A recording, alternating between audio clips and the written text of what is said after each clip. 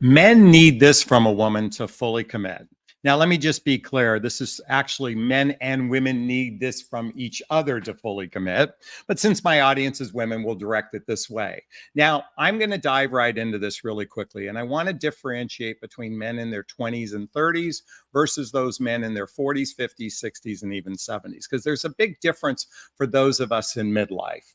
So men in their 20s and 30s, if they genuinely want to get married and start a family with someone, then those men are oftentimes looking for a wife. Okay.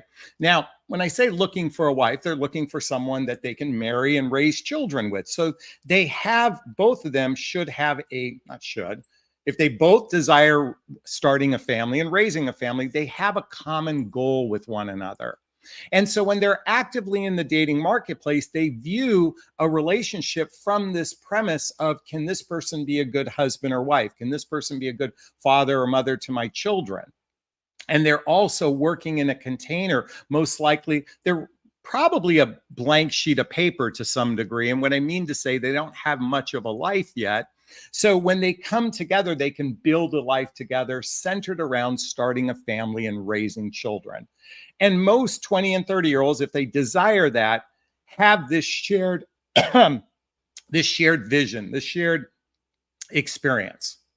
This is where it gets tricky for men over 40, 50, 60, and even 70, and I should say men and women alike, is that in many cases, remember I talked about a blank sheet of paper? Well, two people usually come together with a full sheet of, they've got a lot of stuff written down in their life. And the challenge is not only to, blend together, but more importantly, what is their shared passion? What is their shared passion? I think one of the differences between casual relationships and serious relationships is that they have a shared passion with one another.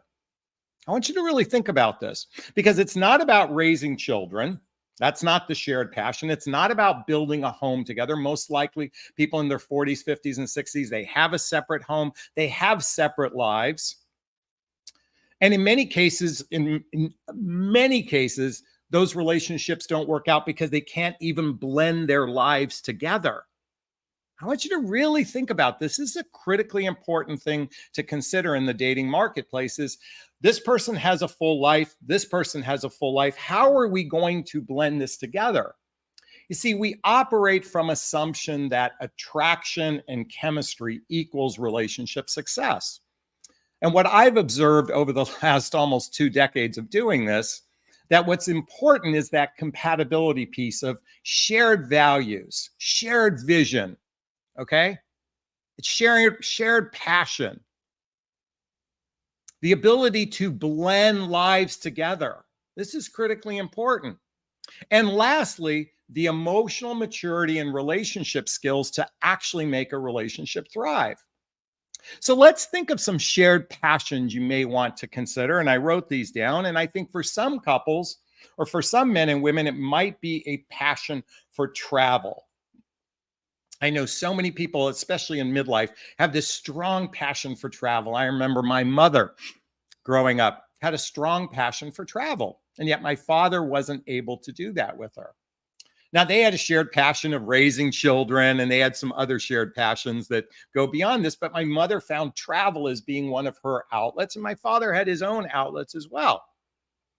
But they also built a life together before they got to this stage. This is where it's tricky. So let's say one person has a real passion for travel and the other person doesn't. That could be a complication, possibly. But I've noticed today in midlife, there seems to be some other shared passions that are worth exploring. I think one of them today is pickleball.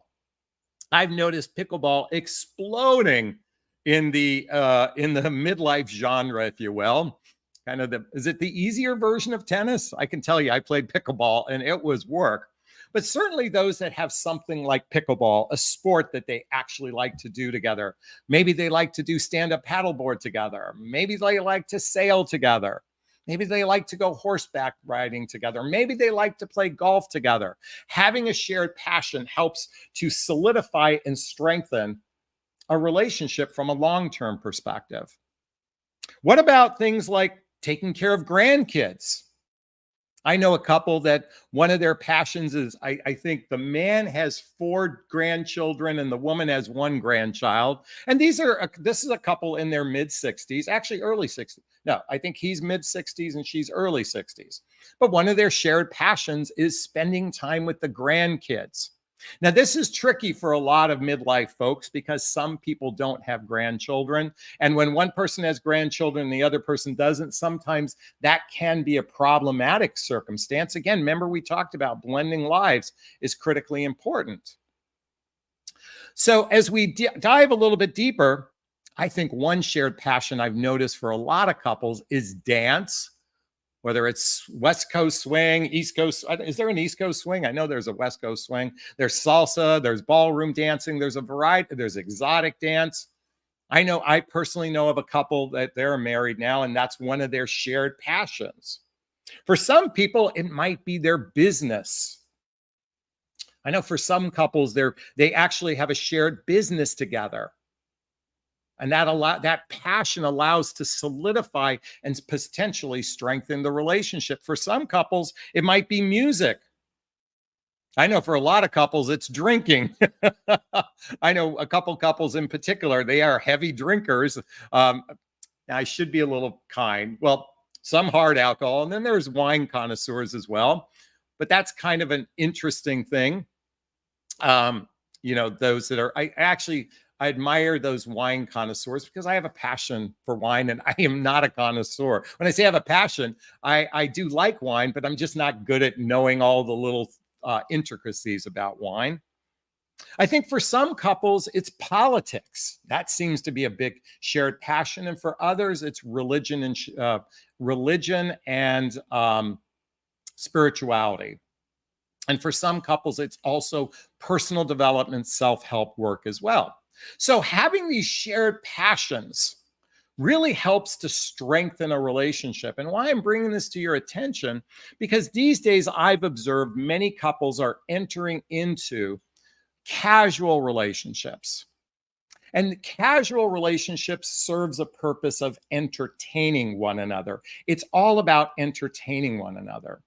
And what happens is eventually you get bored, you get burnt out of entertaining. And then the relationship doesn't have any roots. It doesn't have any meat to it. Now, you might think shared passion is entertainment, but no. Shared passion is also, when you have a shared passion, it's something that you can talk about. It's something that you explore and expand and get into the nooks and crannies of why we do this. And when I talk about entertainment, I'm simply talking about just going out to dinners. And for some people, it's just killing time. Because what I've also observed in shared passions is that there's a desire to talk about it in a more intimate way. See, the relationships that stand the test of time also have something critically important, and that is intimacy. And I don't mean physical intimacy. I'm talking about emotional intimacy. Emotional intimacy is like the glue. It's like the glue between 2 blocks of wood, right? That's the glue that keeps a couple together, is emotional intimacy. And what shared passion does is invites the conversations to have emotional intimacy with one another. And this isn't a guarantee. I know a couple that their shared passion was Netflix and binge. But what that really was a distraction from their lack of intimacy. See, they would watch the shows and talk about it, but they weren't talking about their relationship as well. And so I'm taking this shared passion to the next level. It's not just about the doing with each other. It's about being with each other. And more importantly, sharing from the heart how you feel about this other person in relationship. I will tell you, I've observed so many couples that don't have the ingredients for a healthy, happy relationship. And I'm going to share with you a couple right now. And they're the 4 A's, the 4 A's. That is attention, affection, appreciation, and acceptance. Attention, affection, appreciation, acceptance. See, attention means that you're giving your full attention to a person. And ideally, that's what it possibly, when I say possibly, because this isn't true for everyone, that a shared passion is giving each other attention in the doing of something together. But more importantly, it's when you're not doing things together, is to be attentive to one another, to be present. That's what that means. Affection. Oh my God, if you're not familiar with the 5 love languages, here's the copy of the book from Gary Chapman. Physical touch is an important component, but not just the physical intimacy with a person, but affection is just kind of that warm fuzzy. When 2 people can hold hands with one another or put their arm around one another, or more importantly, hug one another. You know, the power of a hug, a 10-second hug, probably takes, a day off, allows you to live a day longer in life. There is so much power to a hug. And yet so often I witness couples that are really in their separate corners. And yeah, they connect with physical intimacy or sex, but they're not doing the kinder, gentler things. I don't know if you're like me, but I love spooning. I love spooning. I like the feeling, the affection that comes from spooning. And certainly cuddling your partner, hugging your partner is a way to build the deeper roots of commitment with one another. Attention, affection, appreciation. Oh my gosh. There's this belief that when you're apart, you miss a person. And when you miss a person, you want to be with them. In fact, there are a lot of coaches teaching techniques that you keep separation from one another so that they can miss you. You're going, why does this relate to appreciation? You see, I believe the stronger relationship doesn't come from a place of fear. See, missing someone to me is a basis of fear. See, I believe that the stronger relationships have appreciation for one another. They are grateful that they're in each other's lives. Real gratitude. I'm here to encourage that a relationship that expresses gratitude and appreciation on a regular basis is a relationship you wouldn't want to lose. Now, I recognize, ladies, for many of you, this is hard because you're with men who are emotionally constipated. They're emotionally stifled. They're emotionally guarded, particularly avoidant personalities or love attachment styles. I get it. This is critically hard. And the only thing you can do is lead by example. And some people, you can lead by example and they still won't come to the table. Appreciation is one of the most critical factors for a solid commitment with one another. And coming back to shared passions, is that you appreciate doing these things together. You want to do it with this partner. Hopefully that is the case. And lastly, acceptance. There's an old saying, men marry women hoping they don't change, and women marry men hoping they do change. I think that illustrates, now I think that's mostly related to their physical body or something along, well, actually, no, that's true. I think for men, it's like the idea that it's the physical body of the woman. And for a woman, it's the emotional IQ of a man. But what that illustrates is a lack of accepting a person. Now, that doesn't mean you accept bad behavior. No, never accept bad behavior. The purpose of a boundary and standards is to establish what's okay and what's not okay for you. But at the same time, accepting the idiosyncrasies of a person. Believe me, I'm no picnic to live with, folks. I have my own peculiarities and idiosyncrasies. I say things that come out of my mouth sometimes. Gosh, even the things that come out of my mouth on this channel. And what I mean to say is sometimes I communicate unconsciously. There, I said it. Sometimes I communicate unconsciously. It makes me human. And at the same time, I want a partner to accept that sometimes I say stupid things. Not because I meant to hurt someone. It's just sometimes, You know, I'm going to go off on a tangent here. I grew up bullied. I grew up beaten up. Um, I had um, I had kids in the playground that were really mean to me, and as a way to cope with that, I tried to make friends with everybody. And trying to make friends, I did whatever I could to make friends because I felt so alone and outcasted. And which turned me into a people pleaser as adult. And whenever someone doesn't like me, it hurts me deeply because it brings me back to that little kid that was beaten up, that was bullied, that was shamed for being different. And I know you all can relate in one way or another. So I want to be accepted for sometimes I just say stupid things. Not because I'm a stupid person, not because I'm an insensitive person. It's because I have some deep wounds. And I've worked hard to forgive myself, to forgive the adult in me. And at the same time, I'm human just like you. I make mistakes. I have foibles. I have faux pas. I make grammatical errors continuously. Some people don't realize how hard it is to do stream of consciousness, but the same of videos like this. At the same time, I'm not asking you to accept me, but what I'm hoping is for you and any partner in your life that you can be accepted for being a human, for being flawed, for having peculiarities. So bringing it back to this topic, what do men need from a woman to fully commit? And what I mean to say is, what do couples need from each other? I'm here to say, in the context of this video, a shared passion with one another, a shared passion. And if you don't have it, then create it with one another.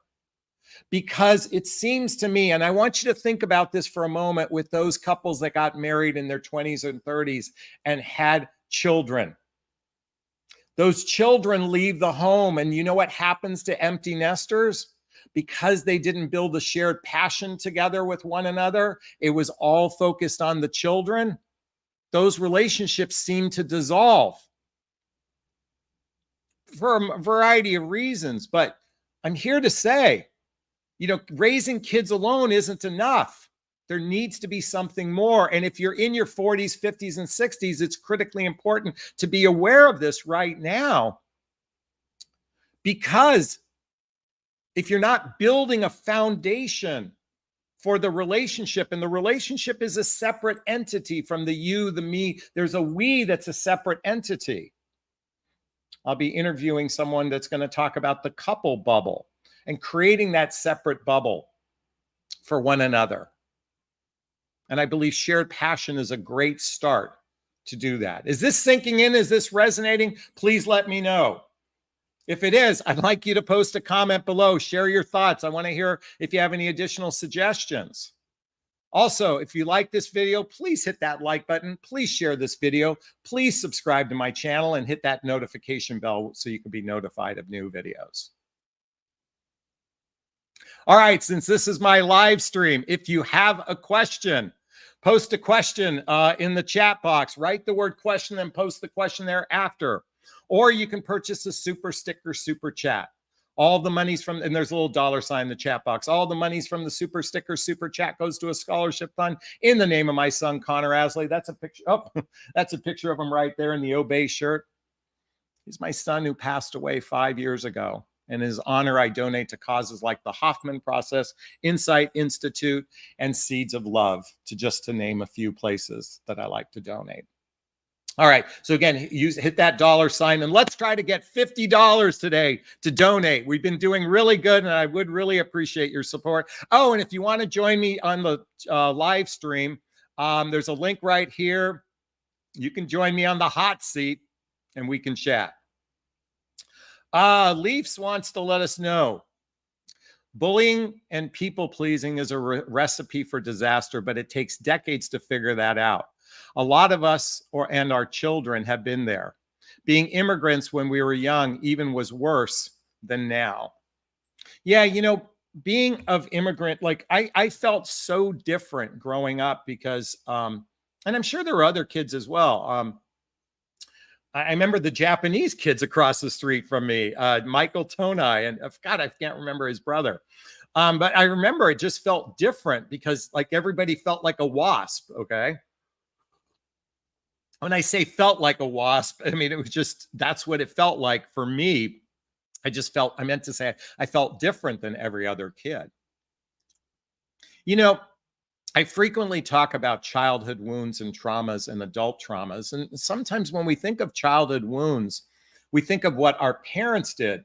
But I will tell you, most kids experience some significant wounds in the environment of the other children that they were with. Not it. I'll give you an example. I remember kindergarten. I remember, was it third grade? I remember there was a new kid in school. God, I wish I could remember his name. The teacher asked me to befriend him, and I remember he was a little bit stout. And she said, you know, Jonathan, can you befriend this kid? He was a new kid in school. By the way, I'll get to a point how this relates to relationships in a moment. And because he was getting picked on, and I made a conscious choice to hang out with him. And I remember he used to draw the Star Trek part. He drew kind of cartoons. And we would hang out together and he would teach me how to draw the Starship Enterprise, you know, and I was like, and I really liked this kid. I mean, somehow we separated at some point in our lives. But my point in bringing this up is, you know, many of us feel alone. I mean, many of us feel alone. I have spoken to so many women in the dating marketplace that truly feel alone. They don't have a strong network of friends. They don't have solid family background, and they are doing life, especially women in their 30s and 40s, are doing life by themselves, women that don't have children. And I see this as a sad escalation. I think we're going to see a significant number of, I think the number of single people is increasing exponentially, particularly those going through divorce. And by the way, I should have mentioned that with the 40, 50, and 60-year-old category, many of those folks are divorced. But we have a very lonely population that is hurting on the inside. And all we need is someone to come up and be our friend. And sometimes you have to walk up to someone to be a friend, like what I did, because he didn't have any friends. And the teacher asked me to do it. And I'm like, yeah. And sometimes we have to be receptive to friends. When I say sometimes, at the same time, excuse me, we have to be receptive to connecting with people and making effort to be out amongst people. Because coming back to the dating marketplace, you know, we've become so dependent on these devices for meeting people. And it's such a cold, marginalized way of connecting with people. Yes, there are some people that are successful that meet from an online dating venue. Yes, there are. At the same time, it's a very cold and marginalized way to meet people. And I'm here to encourage that we need to do this in person, which includes making friends so you can connect with more people. Okay, I went on a rant. Thank you for listening. But it had to do with bullying. All right. Oh, wait, I'm just going to, Kia just said, thank you for your vulnerability, Jonathan. Very courageous. I appreciate that, Kia. Thank you so much. Gigi says, you have told us that men bond through doing activities. So if it's entertaining activities, what does that mean he's bonding? Okay. What I mean by entertainment, it's one thing to do something with another person, okay? That's entertaining. It's another to explore what you're doing together. So let me explain what I mean. Let's use travel, for example. Two people could travel, but if they don't talk about what they're doing and the experiences, then all they're relying is the experience itself. Even pickleball, coming back and talking about the experience, diving into the nooks and crannies, how you can help each other be better players with one another. That's what I mean by there's the doing of the experience, but then there's the exploring the experience at a deeper level. That's what I'm talking about. You know, dance or music or business. I mentioned drinking because I know a lot of couples, that's their shared passion is they drink a lot together. I have some opinions on that, but my point is there's the doing of the activities, and a lot of people are doing, but they're not talking about the nooks and crannies of the activities. Gigi, does that, let me know if that makes sense, okay? But that's where I was going with that. All right. Art heals the soul. She says, absolutely, shared passion is the glue that keeps a partnership going. Exactly. Again, if you have a question, write the word question. Claire says, my partner's 48, very avoidant. How can I handle this? I know he really loves me, but sometimes love and healthiness is too much for him. He's used disrespectful behavior and toxicity. You know, when you say, I know he really loves me,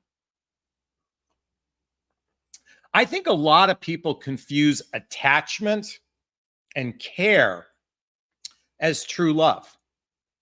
See, I think if you genuinely love someone, then you want to open your heart to that person. I think if you genuinely love someone, you want to be vulnerable, to be authentic, to be transparent. Or at least maybe that is what deeper love is. I think a lot of people might be in what's called attached love. And if you're not familiar with the book, well, two particular books, Attached by Amir Levine and Rachel Heller, and Getting the Love You Want by Harvell Hennicks and Helen Hunt. Okay. By the way, all the books I recommend are in a link below. By the way, what I want to address in these books is attachment style. See, sometimes we are attached to another person because it comes from a dependent need place and not from a healthy place. So let's differentiate love from I'm in love with you, because I think there's a big, at least my perspective on this is the following. The difference between loving and caring someone or even being attached to them versus I'm in love with you. Because I know he really loves me, but is he in love with me? So this is what it means to me. Tell me if it resonates with any of you. Hit that like button if it does. I'm in love with you means I'm here. You matter. We are important. I've got your back. I'm not going anywhere, and I only want you. I'm here means I'm present to our experience. When we're together, I'm present. Now, that doesn't mean 24/7. It doesn't mean every single second. But for the most part, when two people get together, they're present to one another. I think, sadly, a lot of people, once they become familiar with another person, they take them for granted. So I'm here means I'm present. You matter means your feelings matter to me as much as my own feelings matter to me. I'm going to care about your feelings at an equal level as I care about my own, at least at a minimum of my own feelings. Now, that doesn't mean putting someone up on a pedestal. It means putting them up at, the same level. I want to treat you the way you, I want to be treated the way, never mind. I'm going off on another tangent. See, this is where my brain does swirls and I'm all over the map. It simply means I have your best interest at heart. I'm here, you matter, we are important. This means the relationship is a separate entity, and it means that we will co-create this together, which includes expressing how we feel about one another to give each other attention, affection, appreciation, and acceptance. I've got your back means if you're in trouble, I'm going to be there for you. If you need a ride to the airport, I'm going to be there for you. If you need something, I'm going to be there for you. I've got your back. I'm not going anywhere. That means I'm fully committed to this relationship. Think about it. When you're in love with someone, when you love someone, it could be care, it could be attachment. But when you're in love with someone, I'm fully committed to this relationship. I don't want you going. And hopefully you don't want me going. and I only want you. That means I want to jump into bed with you. I only physically want you. I want to explore the nooks and crannies of emotional and physical intimacy with one another. I'm in love with you. I'm here. You matter. We're important. I've got your back. I'm not going anywhere, and I only want you. So coming back to your question, if he has disrespectful and toxic behavior, then why are you in this relationship? Because when you say how you can handle it, first set boundaries. Set boundaries. And I'm doing this, that is unacceptable behavior. But ladies, if a man is avoidant, he's emotionally unavailable, then why are you in this relationship? Why? Now, let's differentiate between, okay, some men, okay, let's just say your capacity for expressing your emotions here, and a man is at 0. Okay, well, that space in between, that's going to be called drama. But let's say he's a 4 or 5 and you're an 8, okay? Well, that's workable. But if they're at 0, it's going to be impossible. That person, and you have to understand what caused this person to be avoidant. Most every human being is suffering from, I'm not good enough, I'm not lovable, I'm not likable. We are really suffering here, particularly in the United States, from that, because we lack what I wrote in my book, self-love. This is my book, What the Heck is Self-Love Anyway? A Journey of Personal Development, Self-Help, and Spiritual Work. There's a link below to get a copy of my book. Self-love isn't just, a woo-woo term. It's self-reliance, self-esteem, self-confidence, self-discipline. Did I say self-reliance? It's all those self-compassion are all wrapped up in the word self-love. And when a person can genuinely love themselves, it opens them up to the capacity to love another human being. Carla, I hope that helps. Sis is in the house and she says, could you say the name of the book again about people who have had childhood traumas? You've talked about it before. Yes, I can. I highly recommend reading The Hoffman Process. The Hoffman Process. This is a deep dive into healing childhood wounds. Hoffman Process. Link below, okay, sis? Link below. You come back with a follow-up question. Oh, yeah, that's the same one. Okay. Let's keep going. By the way, folks, is this sinking in? Is this resonating? Please let me know. Oh, by the way, who wants to join me on the hot seats? I put the link there. I was a people pleaser, and now in my 40s, I've come to decide I can't care about people, and I'm starting to accept it's okay to be alone. Is this safe point that I am loving and accepting me, or I loving and accept me? So I've never really appreciated I don't care. I want to dive into this. I don't care. I care. I care about everything. I care about everything. And what I mean to say is I care, even the bad things, I care about it. I won't let it affect me. It's a different way of looking at something. So I won't, being single, I don't care if I'm single. Well, yeah, you do. I mean, I'm assuming if you want, by the way, I don't care if I ever have a boyfriend ever again. I'm sure that actually is not true deep down. I think you can just not let it affect you, would be another way of looking at that, Via. And here's the thing. It is very human to want to be mated with someone. It is very human to want to not do life alone. Okay. That is so now, if for those that have a full, rich life, it doesn't affect them as much. When a person doesn't have a full, rich life, it affects them more. Okay. So the question really becomes, is creating a full life, preferably with good friends, as your family are sometimes not that available, or it might be toxic. Having activities in your life, the doing of things. I think that's critically important, whether you're mated with someone or not. And being mated with someone is also going to be work too. You have to work on your wounds so it doesn't constantly trigger the relationship, but that's another conversation. All right. Leafs wants to remind us, siblings and I went through immigrant issues, even though a few of us were born in California and one parent was Canadian, but we were raised both GB and CA. Siblings were done school too young to attend university here. My parents were immigrant parents, but I was born in California, so I can relate. Stephanie says, some of us never married, children-free women are okay with not being around people in their free time. I spend my whole working life talking 40 hours a week with people. I appreciate that. And I can appreciate that. I don't know. I'm going to speculate here that there are people that they put all their energies into work and they come home and they do nothing. And I suspect those people are rather lonely. It's just a supposition on my part.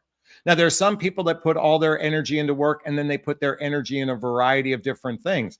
I'm all in favor of a balanced life. I just am aware that some people put a lot of energy in their work and they come home and they're very sad, Stephanie. That's if I didn't articulate that properly, that's what was on my mind in that particular case. All right, let's keep going here.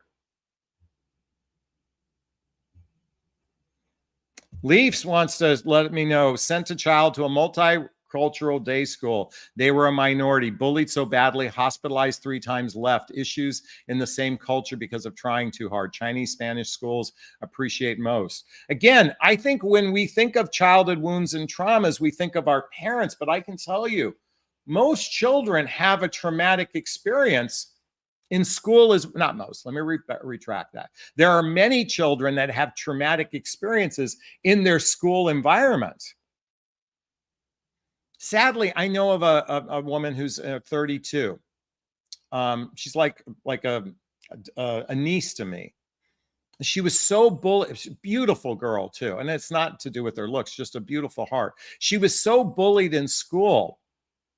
She was so bullied that the kids said, you should commit suicide. I mean, can you believe that? And her parents didn't know about it until she was an adult. She was raised in such toxicity in school. And she was the top dancer in school, and she was a gymnast, and a lot. She was a singer and all that, not gymnast, a dancer and a singer. But she was also so bullied for being different. Anyway.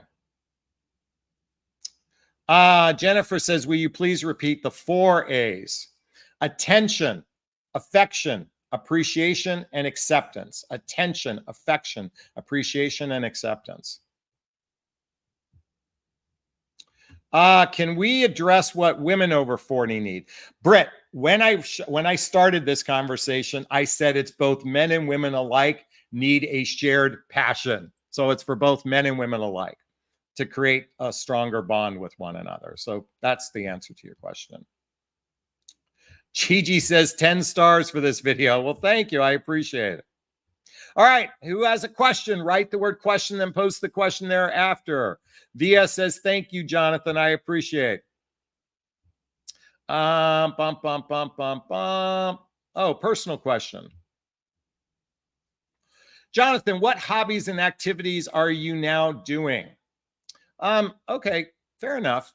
So I've joined a meditation class here, just literally 2 miles from where I live.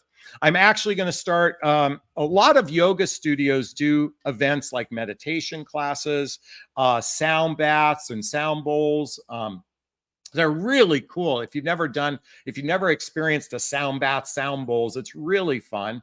I'm going to get back into golf again. I'm actually going to be hopefully playing next weekend.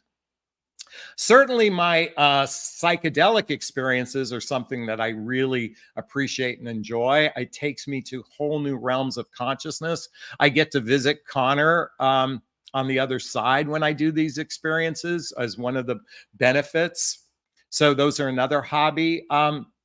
My problem is I'm kind of single focused. I'm addicted to human behavior. I'm addicted to understanding human behavior. This is why I shoot these videos, just to share my perspective.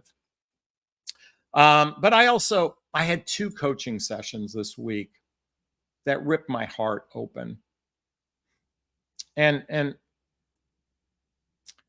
2 women who are hurting on the inside. Turns out dating and relationship advice isn't what they needed. They needed a big brother, a father, an uncle. And I'm so grateful that I can hold space in that capacity for a person for even a small, brief moment in their lives. I'm just witnessing so many people that want and are in need of some masculine energy to hold space, like a big brother, like an uncle, or even a father figure. And I'm grateful that I'm in a position to do that. And that's my biggest passion of all, is being of service in this capacity. One of my hobbies is this YouTube channel, but it's also my business as well. So Leafs, thank you for that question. Hey, Roller Girl just donated $1.99. So that means we are $48 away from getting our goal of $50 to donate. Oh, she did it twice. So thank you so much. Now we're $46 away. Okay, Sis is back in the house. Again, Jonathan, how are ways that people show that they are emotionally unavailable because of childhood trauma?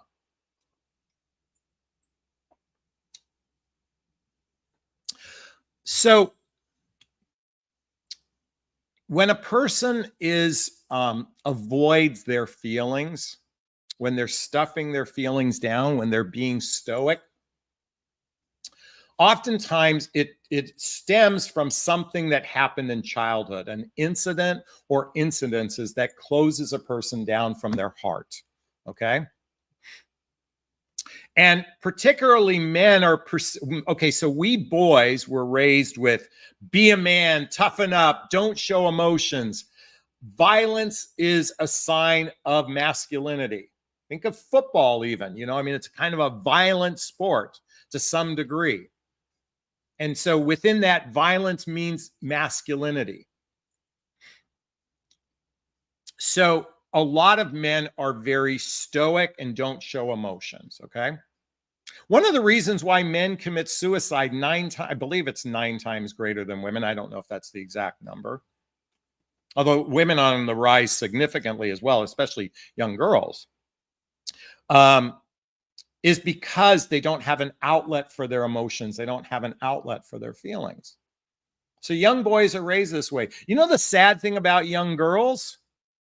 Young girls are raised practically to be objectified. With that, like it's all based on your physical appearance.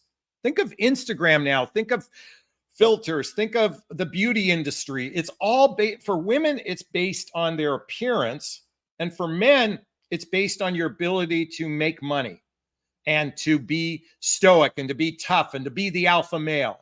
These are the way little boys are being raised to some degree, or at least in my generation, it was. So oftentimes it causes young girls to become anxious and dependent, and boys to be emotionally constipated and such. And by the way, I'm not here as a professor trying to espouse this. This is just my observation.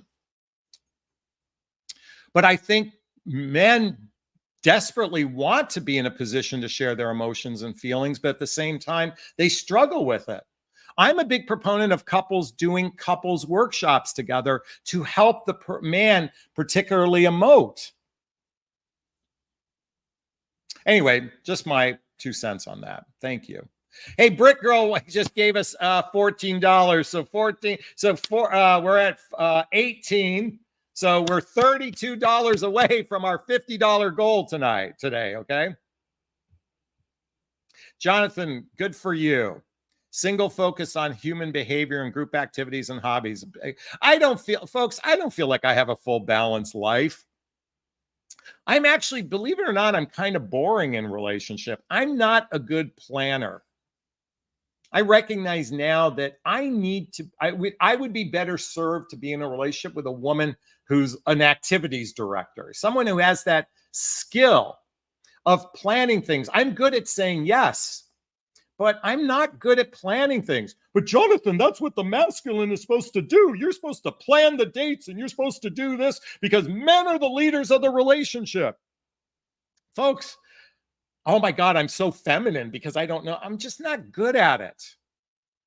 I recognize some women are really good at it, and I'm open to like doing things and even taking charge when I do things. I'm just not a good activities director, just not my strength. Some people are, some people are not. I'm probably better. Does anyone, can anyone relate to this? Now, some men are closed at doing activities. I get that. I get that they're closed to doing activities. So even if you suggest things, it isn't going to work. But I'm just here to tell you, I'm a guy that probably needs a good social director as my partner. Britt says, social director, look for a clipboard and a whistle. Yeah, exactly.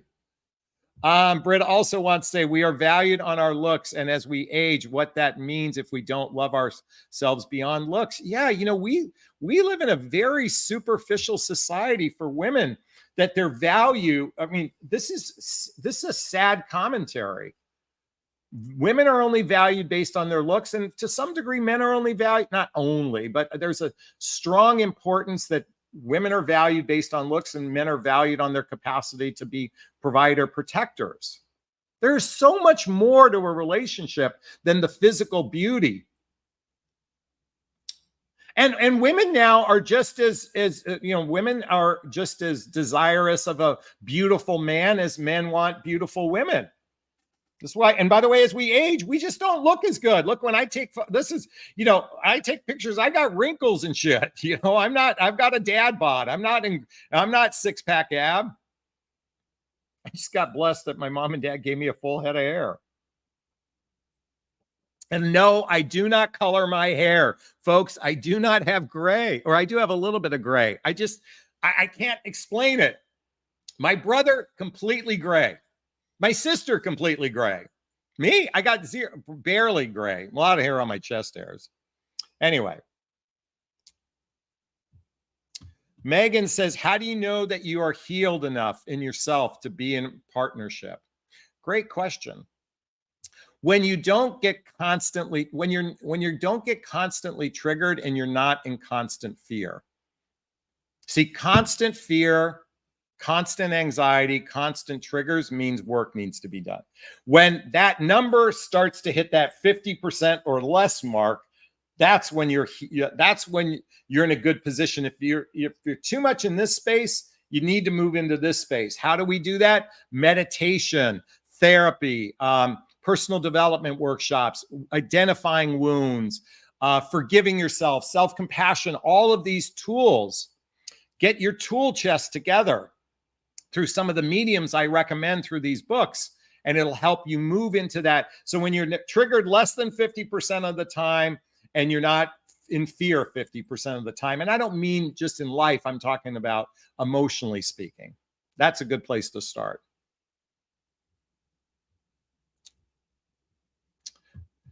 Men hurt women online. Men hurt women online about their age and looks. Women also do it to men when it comes to finances. To some degree, yeah. I don't know if they do it as a hurt, but it's certainly a lack of compassion.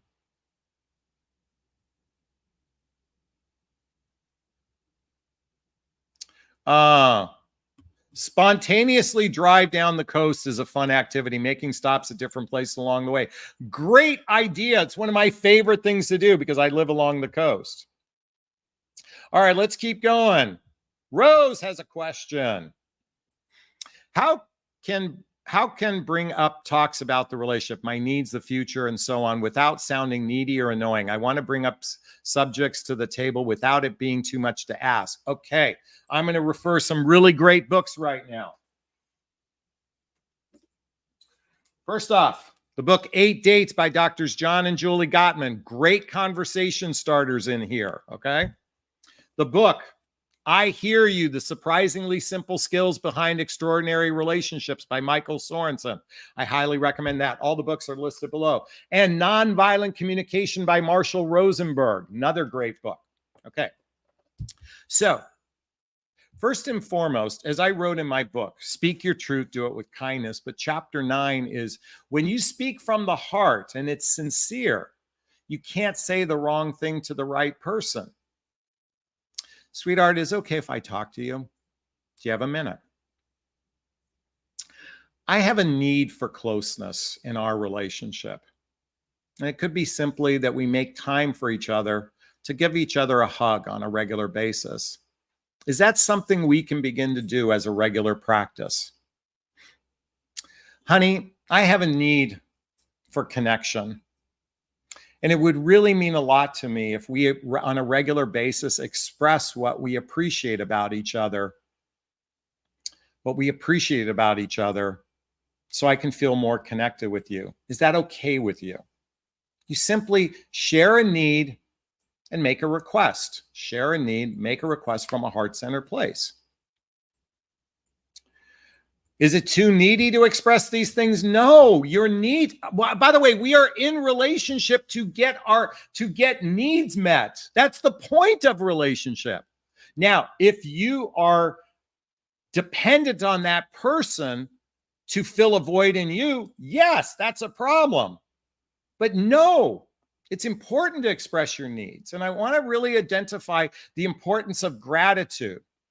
This is a powerful tool. So I want to tell you a story. This happened in a relationship I had some years ago. This was, oh my God, almost 10 years ago. My partner and I flew up to San Francisco because we were doing a speaking event at a conference. It was called We Need to Talk, Bringing Up the Touchy Subjects. Okay, that was the topic. Okay. And at the time, I was in relationship with a therapist, a doctor, and we had done some work together. And the night before the conference, we went out to dinner, and we were in San Francisco, and I walked down the street, and I got lost. And she was she was saying, hey, go ask the hotel, go inside this hotel to get directions. And I'm like, no, I got it covered. And we were only 2 blocks off. I recognize now I do have a bad sense of direction, but I felt like I had it in control, and she was undermining my authority. I didn't realize I was undermining her need for safety. There was 2 negative polarity things going on here. And we ended up getting into a fight, and we got into such a fight that we were screaming at each other when we got back to our hotel room that you could hear it 10 rooms down. And she's like, I'm getting on a plane and leaving. And she called up the airlines and tried to change her flight. And we're supposed to speak at this speaking engagement. And I mean, the ice surrounding us was so palpable that there was this barrier between us. I took a deep breath and I paused and I stopped. I said, you know what I'm appreciative about you? And I shared one thing I appreciated about her. And then I said, I appreciate this about you. And then I appreciate another thing. This took me a good 4 or 5 minutes to express, each one I expanded upon it for a moment or two. And by the time I got to the 4th and 5th thing that I appreciated about her, the ice had melted around her. And then I said, I invite you to do the same. And as she started to share, the ice around me started to melt, and the ice between us began to melt. So why I'm sharing this with you is our hearts were closed in that moment. See, when our hearts are closed, we can't connect with a person to really get to the deep root of what was going on between the two of us. I had a need for to be that masculine, and she had the need to be safe. And when we could take down the walls through gratitude, through appreciation, we were able to connect with one another. And the irony was that became the topic, that became the opening conversation for the speaking gig we did. I felt like there was a real interesting irony of what happened there. So with that said, I just want to express the importance of appreciation and gratitude with couples. By the way, how did that resonate with you? I'd really like to hear how did that story resonate with you? Please let me know. Okay, Stephanie says, Jonathan, why do you shave your face? Unfortunately, men get lazy and don't upkeep themselves. I hate the beard and Santa Claus look. Why do I shave my face? I don't like the scruffy feeling. I don't like it. So I shave every other day. I go, I sometimes I shave it's most of the time every other day. I don't shave every day. And sometimes it's every 3 days. So, but that's why I just don't like the feel of it.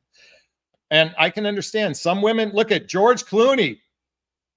I mean, he's like, a women's dream, and he has a beard. So, I don't think, look at even David Letterman. Oh my God. But then again, I don't like that. So I hope that answers your question.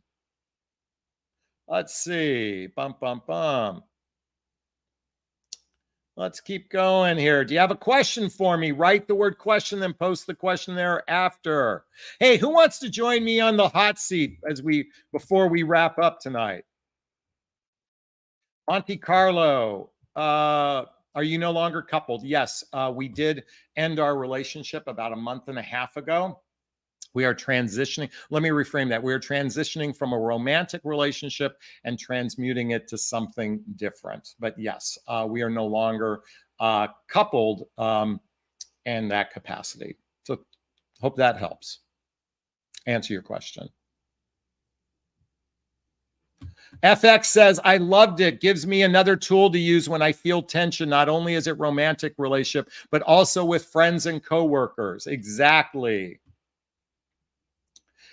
Leafs just wants to say, gentle reminder, please. It's Jonathan, not Jeff. Folks, but listen, Leafs, it doesn't hurt my feelings if my name gets misspelled.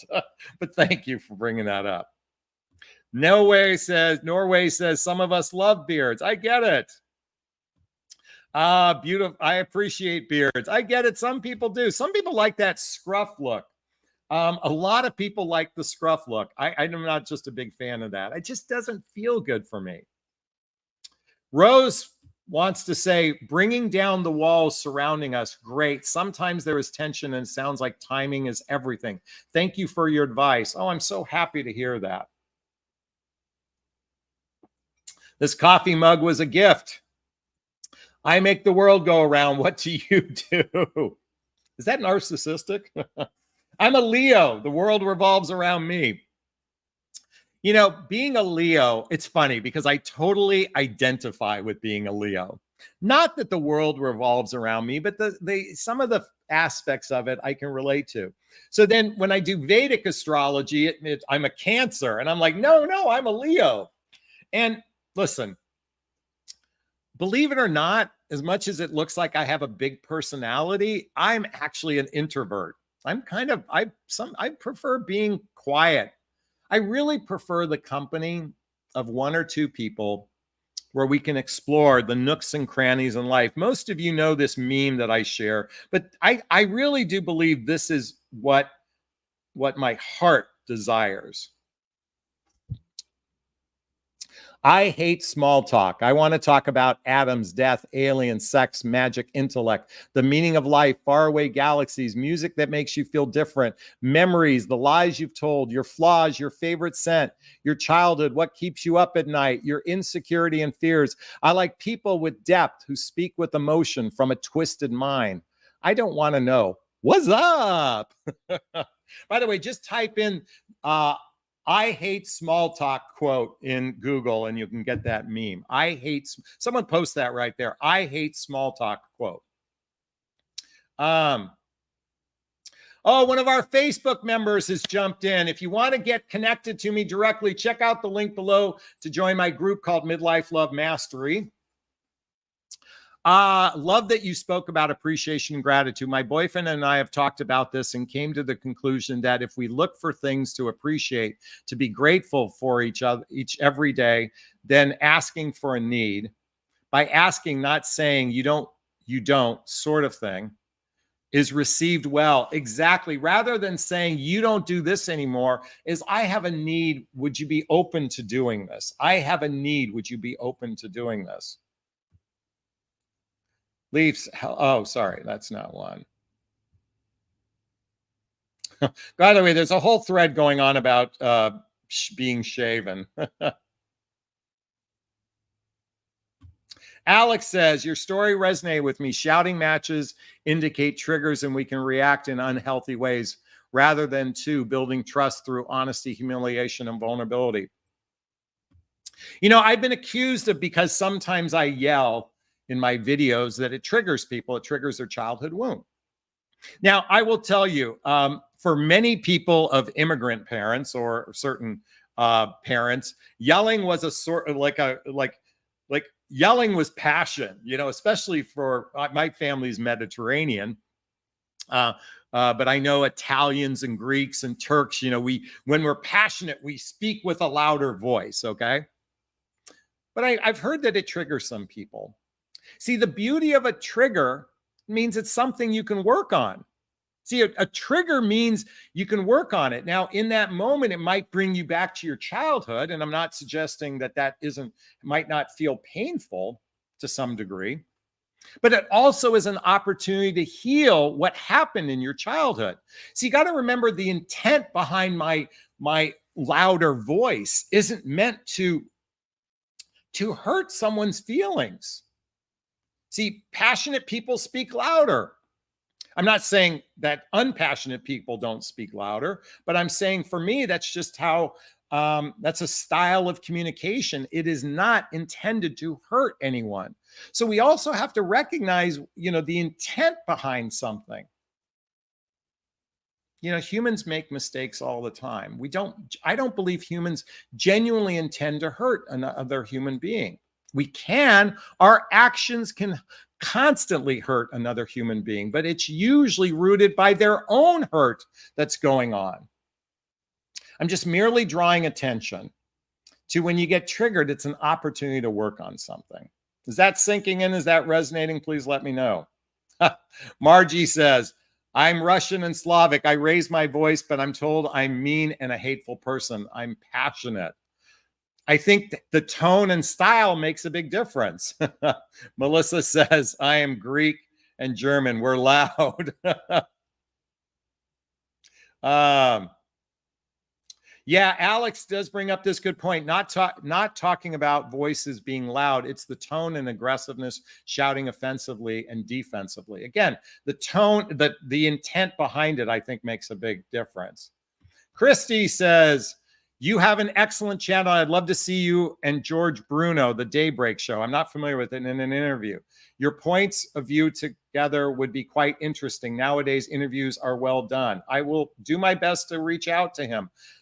George Bruno, the Daybreak. Hopefully I can remember that. Can someone post that in the comments to remind me? Gigi says, I'm not yelling. I'm Italian.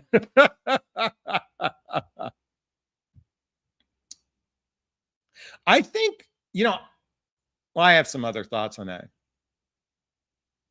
All right, let's see. This will be our last question of the day. I have a problem on dating apps. I get a few exchanges with guys and then drop communication, or am I the only one asking questions they don't ask me back? What is happening here? See, online dating apps is a very impersonal way to connect with someone. And a lot of people are in a state of fear. Men fear rejection. Men, especially as we age, we definitely fear rejection. But also, there are a lot of men and women are thirsty for connection. And this medium is so impersonal that they feel a need in that moment to connect, and then they get scared. That's one reason. Or they might have started to connect with someone else and they just dropped you. Remember, if you're talking to 30 people at once, 29 are going to be left by the wayside. So there's a variety of reasons why it happens. Don't let it affect you is the key point. Don't let it affect you. All right, folks. Hey, listen, I'm off to go do a psilocybin journey. I'm really excited about. It's time to connect with Connor and connect with my heart. So I'm getting ready to head out, also spend time with some friends. So this is the weekend. Go out and have a good time, spend time with friends, do things that nurture your soul. And I hope that you found value in this conversation of a shared passion for both men and women will lead to fully commitment. Is this sinking in? Is this resonating? Please let me know. Post a comment below. I'd like to hear your thoughts. If it is, please hit that like button. Please share this video. Please subscribe to my channel. Hit that notification bell so you can be notified of new videos. I'm going to wrap up this video as I always do. First off, giving myself a big, gigantic Jonathan Barrick of self-love. I'm going to reach into the camera and give you a hug of love. And damn those pit stains. I am sweating like you couldn't believe. I want you to reach out to a friend, a pet, a teddy bear, a pillow, and give it or them a hug of love, because hugs are a great source of love. And let's face it, we could all use more love in our lives. Priya, I'm going to write that down. The George Bruno, The Daybreak Show. Melissa, thank you. Pickles, Rose, Priya, Sherry, Stephanie, Leafs, Margie, Willem, Ao, Chrissy, Monte Carlo. Big hugs to you all. Wishing you a fab weekend. Take care. Bye now. Oh, fuck. I forgot.